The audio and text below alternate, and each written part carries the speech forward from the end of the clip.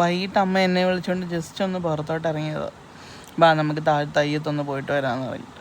ഈ ചാക്കിലൊക്കെ ശരിക്കും പറഞ്ഞാൽ കാച്ചിൽ നട്ട് വെച്ചേക്കോ ചാക്കിൽ.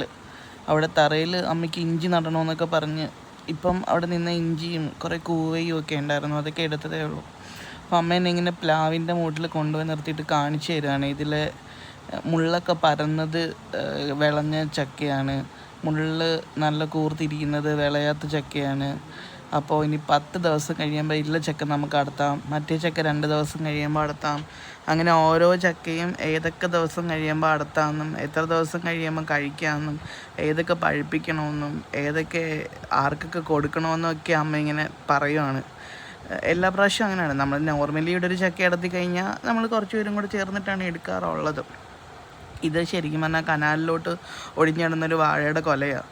ഒരു വാഴ കനാലിലോട്ട് ഒടിഞ്ഞു കിടക്കുന്നുണ്ടായിരുന്നു. അപ്പോൾ അത് പിടിച്ച് വലിച്ച് കയറ്റി അങ്ങനെ അതിൽ നിന്ന് എടുത്തതാണ് ആ കൊല. എന്നിട്ട് അത് കഴിഞ്ഞിട്ട് തിരിച്ചു പോയിട്ട് അമ്മ അത് മാത്രമല്ല കുറച്ച് കാച്ചിലും ചേനയൊക്കെ വേറെ സ്ഥലത്തും ഇങ്ങനെ ചാക്കിനകത്ത് വെച്ചിട്ടുണ്ട്. അങ്ങനെ ഒരു വലിയൊരു ബദാമുണ്ട്. ബദാമിൻ്റെ മൂട്ടിലായിട്ട് കുറച്ച് കാച്ചിൽ വെച്ചേക്കുന്നതൊക്കെ ഒന്ന് പോയി എല്ലാം ഓക്കെ ആണോ എന്ന് നോക്കുമായിരുന്നു അമ്മ.